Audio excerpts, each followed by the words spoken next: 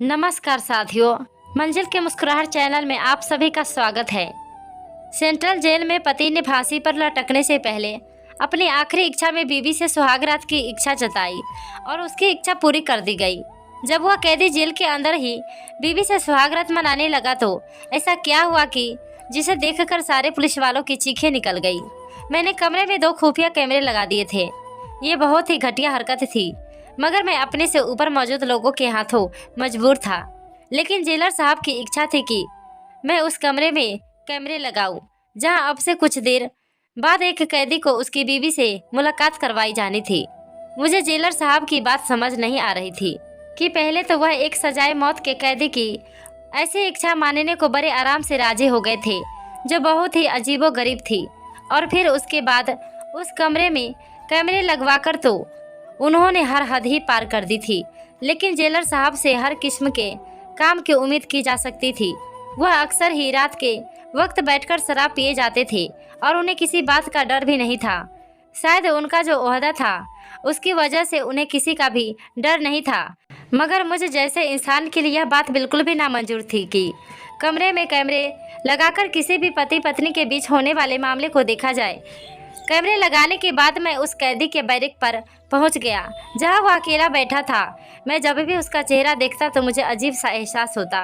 2 दिन के बाद उसे सजाए मौत होने वाली थी और उसके चेहरे पर ऐसा सुकून था जैसे उसने कत्ल नहीं किया हो, बल्कि कोई अच्छा किया हो। उसके चेहरे पर मौत का डर बिल्कुल नहीं था और ना ही अपने किए पर कोई पछतावा। अब भी वह बहुत सुकून से बैठा था। मैं उसके पास जाकर पंजों के बल बैठा और उसकी आंखों में आंखें डालकर उससे पूछा, क्यों भाई कैदी नंबर 570, तुम्हें मौत का डर नहीं है? हद है, तुम तो मरने से पहले भी अपनी बीवी के साथ सुहागरात मनाना चाहते हो। मेरी माने तो अपनी इस इच्छा से पीछे हट जाओ और ऊपर वाले को याद करो। मेरी बात का उसने कोई जवाब नहीं दिया। मैं बस उसके चेहरे को देखता हुआ वहां से खड़ा हो गया। मैंने आज तक ऐसा सुकून किसी भी चेहरे पर नहीं देखा था। बस यही बात मुझे बार बार हैरान कर रही थी। मौत को सामने देखकर भी वो कैसे चैन से रह सकता है। मैं नहीं चाहता था कि उसकी बीवी उस कमरे में जाए, लेकिन यह सब मेरे हाथ में नहीं था। उस कैदी की उम्र बस 28 साल थी। उसने अपने जिगरी यार का कत्ल किया था और उसी की मौत के जुर्म में वह यहाँ तक पहुँचा था। लेकिन हैरत की बात यह थी कि यह कत्ल उसने क्यों किया था, यह बात कोई भी नहीं जानता था। न उसने कोई वजह बयान की थी, बल्कि उसने खुद पुलिस को अपनी गिरफ्तारी दी थी और इस बात का खुलासा भी किया था कि वह कातिल है। लेकिन जब उससे कत्ल की वजह पूछी गई तो उसने अपनी जबान पर ताला लगा लिया। अदालत में भी उसने खुद स्वीकार किया कि वह कातिल है, मगर कत्ल की वजह तब भी नहीं बताई। और क्योंकि उसने खुद जुर्म कबूल किया था, इसलिए उसे सजाए मौत की सजा दी थी। उसकी बीवी से भी इस मामले पर काफ़ी पूछताछ की गई, लेकिन उसने साफ इनकार करते हुए यही कहा था कि उसे कुछ भी मालूम नहीं है।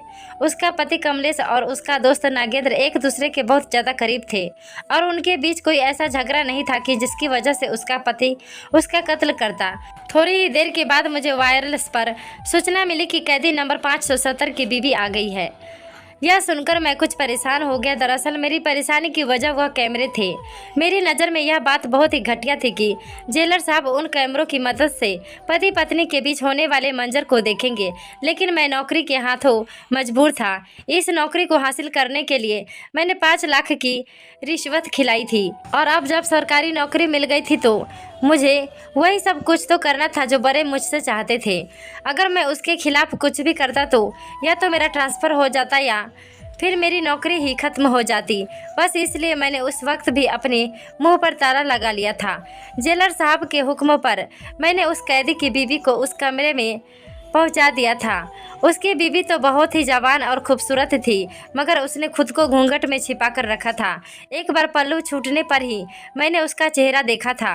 शायद वो पर्दा करके रखती थी। मैं सोच रहा था कि अगर जेलर साहब की नज़र उस औरत के चेहरे पर पड़ी तो यकीनन उनकी नीयत खराब हो जाएगी। वह औरतों के बड़े ही शौकीन थे और अक्सर ही रात को उनके कमरे में औरतों को लाया जाता था और वहाँ क्या होता था यह बात बिना देखे भी मुझे मालूम थी। जेलर साहब के हुक्म पर कैदी नंबर 570 को इस कमरे में पहुंचा दिया गया और भेजने से पहले उन दोनों पति पत्नी की पूरी तलाशी ली गई ताकि कुछ गलत ना हो। आज तक कभी किसी कैदी ने ऐसी अनोखी इच्छा का इजहार नहीं किया था, इसलिए यह जेल में पहली बार हो रहा था। इस बात को गुप्त ही रखा गया था। जेलर साहब ने ना ही किसी से इजाज़त ली थी, ना ही इस बात को किसी के सामने बयान किया था और यह बात मुझे बाद में पता चला कि उन्होंने इस इच्छा को रद्द करने के बजाय पूरा करना जरूरी समझा। 2 पहरेदार उस कमरे के बाहर तैनात थे। कमरे के दरवाजे पर कोई लॉक या कुंडी मौजूद नहीं थी। उन दोनों को छोड़ने के बाद जेलर साहब के हुक्म पर मैं उनके कमरे में पहुंचा तो वह लैपटॉप खोलकर बैठे थे। उन्होंने मुझे भी अपने साथ बैठने का इशारा किया। मेरी उनसे काफ़ी ज़्यादा बातचीत थी।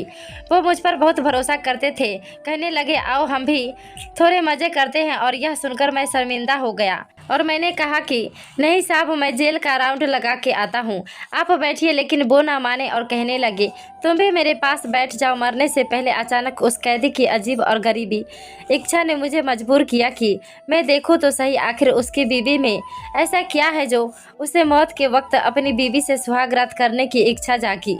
कुछ तो ऐसा होगा ना जो मरने से पहले भी उसे अपनी बीवी का साथ चाहिए। उसके मरने के बाद उसकी बीवी विधवा हो जाएगी। बेचारी गरीब औरत है, हम ही उसके खाने पीने का कुछ इंतजाम कर देंगे। यह कहकर जेलर साहब जोर से हंसे थे और उनकी हंसी में मौजूद मक्कारी मुझे साफ दिखाई दे रही थी। मैं जान गया था कि उनकी नीयत में कौन सी फितरत है जिसने उन्हें वो कैमरे लगवाने पर मजबूर किया है और उसकी वजह से उन्होंने ऐसी अनोखी इच्छा को पूरा किया है। वो इस वीडियो की मदद से बाद में उस औरत को ब्लैकमेल करके बड़े आराम से अपने गंदे मकसद हासिल कर सकते थे। और यह बात समझ में आते ही मुझे अपने आप से घिन आने लगी कि मैंने उनके कहने पर कैमरे क्यों लगाए। एक इज्जतदार औरत सारी जिंदगी उनके पैरों में रोने वाली थी। मैं खुद शादीशुदा था, इसलिए शायद हर बात को बहुत ज़्यादा महसूस कर रहा था। जेलर साहब ने ज़बरदस्ती मुझे अपने साथ बिठाया। उस स्क्रीन पर उस कमरे के अंदर का मंजर नज़र आने लगा। बहुत हाई क्वालिटी के कैमरे थे, वॉइस का ऑप्शन भी मौजूद था और उस कमरे में होने वाली हर बात भी हमें साफ साफ सुनाई दे रही थी। जेलर साहब की नज़रें स्क्रीन पर जम गई। मैं कभी स्क्रीन पर नज़र डालता तो कभी शर्मिंदगी से सर झुका लेता। उस कैदी ने अपनी बीवी को हाथ पकड़कर बिस्तर पर बिठाया था और उसके पल्लू को चेहरे से हटा दिया था। स्क्रीन पर उसकी बीवी का चेहरा नजर आते ही जेलर साहब अपनी गंदी जबान से उस औरत की खूबसूरती की तारीफ कर रहे थे और फिर स्पीकर से आती आवाज़ ने हम दोनों को ही चकरा कर रख दिया। वह दोनों एक दूसरे से बात कर रहे थे। मेरी नज़र भी स्क्रीन पर जम गई और फिर जो मंजर हमने देखा, हमारी चीखें निकल गई। उस कैदी की बीवी ने सुहाग रात के दौरान ऐसी हरकत की जो शायद कोई भी औरत नहीं कर सकती। वो तो अपने पति से भी ज़्यादा ताकतवर निकली और देखते ही देखते उसने अपने पति को अब समझ में आया था कि उसके पति ने आखिरी इच्छा में अपनी बीवी के साथ इस तरह की इच्छा का इजहार क्यों किया था। जेलर साहब फौरन उस कमरे की तरफ दौड़ पड़े। मैं भी उसके पीछे पीछे भागा और जब हम कमरे में दाखिल हुए तो वो कैदी बिस्तर पर पड़ा था। उसकी सांसें तेज चल रही थी और उसकी बीवी ने जल्दी से चेहरा छुपा लिया था। जेलर साहब ने आओ देखा न ताओ उस औरत का हाथ पकड़ा और खींचते हुए अपने कमरे में ले आया और मैं उस कैदी के पास खड़ा रह गया। वो चीखते हुए मुझसे पूछ रहा था उसकी बीवी को क्यों ले जाया गया, लेकिन मैं उसके सवाल का जवाब नहीं दे सकता था क्योंकि मैं जानता था कि अब जेलर साहब उस औरत के साथ कैसा सलूक करेंगे जो कुछ उस औरत ने अपने पति के साथ किया था। उसके बाद तो जेलर साहब उसे किसी भी सूरत में बख्शने वाले नहीं थे। मैंने उस कैदी को बैठने का इशारा किया और खुद भी उसके सामने बैठ गया और यह पहली बार था जब मैंने आज उसकी आवाज़ सही तरह से सुनी थी, वरना वह कभी बात ही नहीं करता था। मैंने उसे कहा कि अपने बारे में सब कुछ सच सच बताओ और तुमने ये गुनाह क्यों किया यह भी बता दो। उसने फिर खामोशी से सच छुपा दिया तो मैंने उसे सख्ती से कहा कि जो कुछ भी इस कमरे में तुम दोनों पति पत्नी के बीच हुआ है वो सब कमरे में रिकॉर्ड है। अगर तुम अपने जुर्म की वजह नहीं बताओगे तो ये रिकॉर्डिंग दुनिया के सामने पेश कर दी जाएगी। तुम्हारी बीवी की इज्जत है, इसलिए बेहतर है कि तुम मुझे वह सब बता दो जिस वजह से तुम यहाँ हो, और यह बात भी बताओ कि तुमने क्यों अपनी आखिरी इच्छा के तौर पर अपनी बीवी को यहाँ बुलवाया था। रिकॉर्डिंग वाली बात सुनकर उस कैदी के चेहरे पर एक अजीब सी मायूसी पैदा हुई थी और फिर उसने धीरे धीरे हर बात बतानी शुरू कर दी। उसका नाम कमलेश था। बचपन से ही उसकी और नागेंद्र की बड़ी अच्छी दोस्ती थी। उसके लिए उसका दोस्त उसकी ज़िंदगी था और अपने दोस्त के बगैर वो कभी कोई कदम नहीं उठाता था। दोनों दोस्तों ने ना सिर्फ शिक्षा एक साथ हासिल की बल्कि एक ही कंपनी में नौकरी भी करने लगे। नौकरी कुछ बेहतर हुई तो घर वालों ने शादी के बारे में बात की और फिर उनके माँ बाप ने अपनी पसंद से ही उसके लिए एक लड़की का इंतजाम कर दिया और इस तरह कमलेश की ज़िंदगी में उसकी बीवी रजनी आ गई। बड़ी धूमधाम से उन दोनों की शादी हुई और उनकी शादी पर अगर कोई सबसे ज़्यादा खुश था तो वह उसका दोस्त नागेंद्र था। रजनी अपने साथ अपनी अच्छी किस्मत भी लेकर आई और कमलेश का प्रमोशन हो गया। नागेंद्र उसी जगह पर रह गया जहाँ वो पहले था, क्योंकि नागेंद्र का ध्यान नौकरी से कहीं ज़्यादा दूसरी चीज़ों पर था। शायद इसलिए वह तरक्की भी नहीं कर सका था। कमलेश की माँ दूसरे शहर बड़े बेटे के साथ चली गई। यहाँ कमलेश और उसकी बीवी रजनी रह गए थे और नौकरी पर ज़्यादा देर होने की वजह से कमलेश को घर के छोटे मोटे काम की दिक्कत होने लगी। क्योंकि नागेंद्र की प्रमोशन नहीं हुई थी इसलिए उस पर ऑफिस के कामों का दबाव भी ज़्यादा नहीं था। इसलिए कमलेश अपने घर के कामकाज उससे करवा लिया करता था। सब कुछ बिल्कुल ठीक चल रहा था, कोई परेशानी नहीं थी। लेकिन फिर रजनी का रवैया धीरे धीरे बदल गया। वह हर वक्त परेशान नजर आती, कमलेश से बात करने से भी कतराती। उन दोनों के बीच अजीब सी दूरी पैदा हो गई थी और घर में भी खामोशी रहने लगी थी। कमलेश इस बात को बहुत ज़्यादा महसूस कर रहा था कि रजनी किसी बात से परेशान है, लेकिन उसके पूछने पर भी रजनी ने कभी कोई जवाब न दिया। और फिर एक दिन जब कमलेश ने सख्ती से रजनी से पूछा कि क्या दिक्कत है, तो उसने ऐसी बात कही जो कमलेश ने कभी सोचा नहीं था। उसने बताया नागेंद्र उस पर बुरी नज़र रखता है और उसे परेशान करता है। और यह सुनकर कमलेश गुस्से में आ गया। उसे अपनी बीवी बहुत प्यारी थी, लेकिन साथ ही नागेंद्र की दोस्ती पर भी पूरा भरोसा था। वो कहने लगा तुम्हें कोई गलतफहमी हुई होगी, लेकिन रजनी का कहना था कि उसने खुद इस बात को महसूस किया है। कमलेश को रजनी की बात पर हरगिज भी यकीन नहीं आ रहा था और फिर उसने अगले दिन भी नागेंद्र को पैसे देकर कुछ खरीदने के लिए बता दिया जो उसे ऑफिस से वापसी में खरीदते हुए रजनी के घर पहुंचना था। नागेंद्र खुशी खुशी पैसे लेकर निकल गया तो कमलेश के दिल में यह बात आई कि उसे भी पीछे जाकर देखना चाहिए कि रजनी ठीक कह रही है या फिर उसे कोई गलतफहमी हुई है। नागेंद्र के पीछे जब कमलेश घर पहुंचा उसके होश हवास ठिकाने आ गए। कमलेश ड्राइंग रूम में दरवाजे पर ही रुक गया। नागेंद्र और उसकी बीबी ड्राइंग रूम में बात कर रहे थे और उन दोनों की बातों ने कमलेश को हक्का बक्का कर दिया था। वो कह रही थी कि बस नागेंद्र बहुत हो गया, अब तुम अपनी हद में रहो। और नागेंद्र उससे कह रहा था कि अगर सच में उसकी बात नहीं मानी तो वो ज़बरदस्ती अपनी हर हद पार कर लेगा। अब सच सामने था। रजनी जो कुछ भी कह रही थी वो सब कुछ सच था, लेकिन उसमें इतनी हिम्मत नहीं थी कि उन दोनों के सामने जाता। जिस दोस्त पर उसे इतना मान था, उस दोस्त पर भरोसा करके उसे अपने घर भेजा करता था, उसी दोस्त ने उसकी पीठ में खंजर घोंपा था।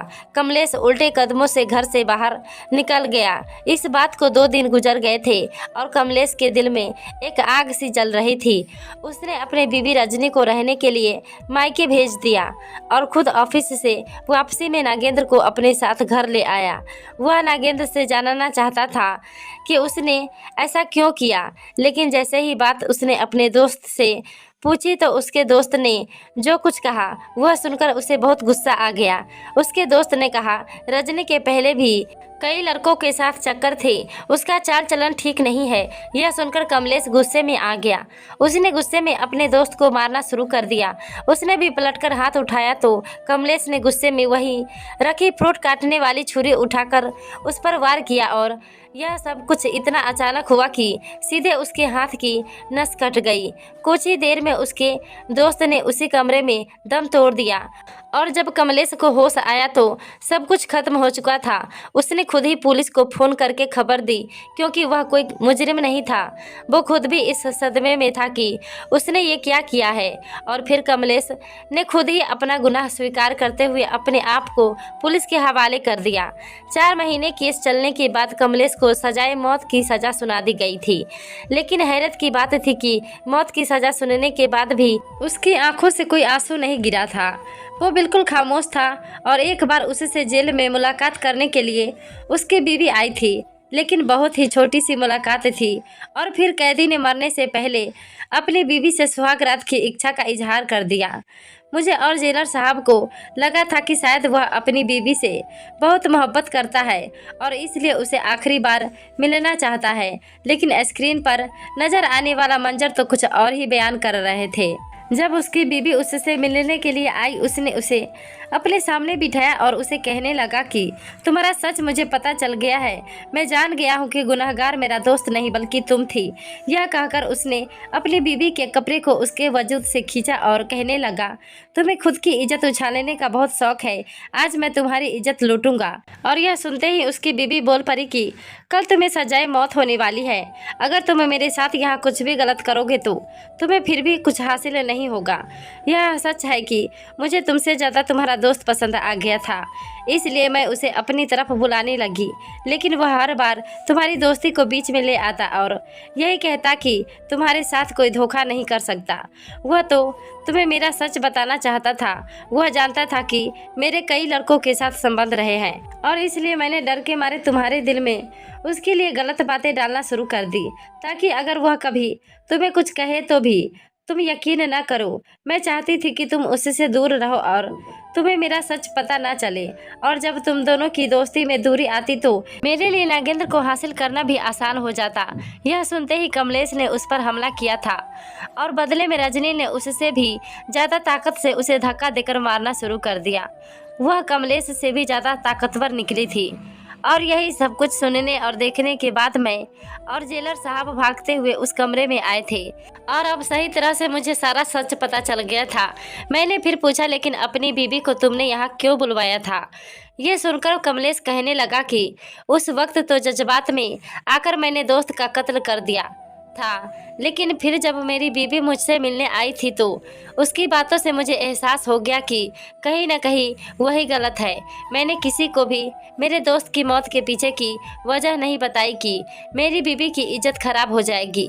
लेकिन अब मुझे लगने लगा था कि मेरी बीवी ठीक नहीं है और फिर मेरे दिल में यह बात बैठ गई कि मरने से पहले सच्चाई ज़रूर जानूं।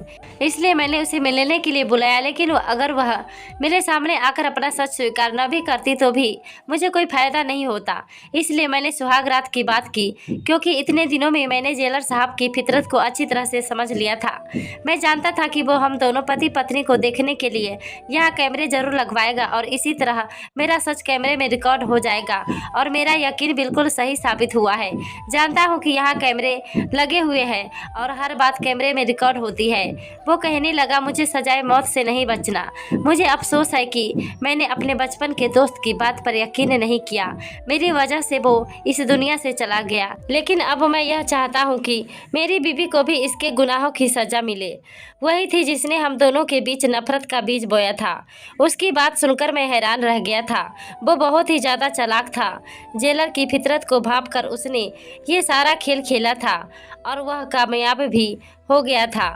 उसकी बीवी का असल चेहरा कैमरे में रिकॉर्ड हो गया था और अब उसकी बीवी को भी सजा दी जा सकती थी। लेकिन ये सब कुछ जेलर के हाथों में था। मैंने कैदी नंबर 570 को वापस उसके बैरिक में भेज दिया। अगले दिन उसे सजाए मौत होने वाली थी। मैं वापस जेलर साहब के कमरे में पहुंचा तो उनके कमरे का दरवाज़ा बंद था। मैं जानता था कि वह इतनी आसानी से अब उस औरत को नहीं छोड़ता। मैं खामोशी से वहाँ से हटकर जेल के राउंड पर निकल गया और सोच रहा था कि एक औरत कितनी जिंदगियां बर्बाद कर सकती है। अब तक रजनी ने न जाने कितने लड़कों की ज़िंदगी खराब की थी और आखिर में उसने अपने पति को ही सजाए मौत की दहलीज पर पहुंचा दिया था। यह सब कुछ करने के बाद वह खुद भी नहीं बच सकी। पता नहीं अब जेलर साहब कब तक उसे हवस का निशाना बनाने वाले थे। शायद वह भी यहाँ आने वाली औरतों की लिस्ट में शामिल होने वाली थी। इस जेल में नौकरी करते हुए मैंने एक बात बहुत अच्छी तरह से समझ ली थी कि ज़्यादातर जुर्म जज्बात में आकर और सच जाने बगैर ही किए जाते हैं। इसलिए मैं यह बात ज़रूर कहूँगा कि कोई भी कदम उठाने से पहले इंसान को एक बार सच्चाई ज़रूर जाननी चाहिए। दोस्तों, तो इस कहानी के बारे में आपकी क्या राय है, कमेंट करके ज़रूर बताइएगा। दोस्तों, आपको हमारी ये कहानी कैसी लगी, आप हमें कमेंट बॉक्स में ज़रूर बताएं। यदि आपके पास भी ऐसी कोई प्यारी सी कहानी है या फिर ऐसी कोई कहानी जिससे कुछ शिक्षा मिले तो आप हमारे साथ उसको ज़रूर शेयर करें। दोस्तों, यदि आपको हमारी ये वीडियो अच्छी लगे तो आप हमारी इस वीडियो को लाइक शेयर ज़रूर करें और ऐसे ही दिल को छू लेने वाली प्रेरणादायक कहानियाँ सुनने के लिए हमारे चैनल को भी सब्सक्राइब करें। यदि आप हमें फेसबुक पर देख रहे हैं तो आप हमारे फेसबुक पेज को लाइक और फॉलो ज़रूर करें। तो दोस्तों, फिर मिलते हैं ऐसे ही ज़बरदस्त कहानी या टिप्स के साथ नई वीडियो में। धन्यवाद। आप सभी अपना ख्याल रखना।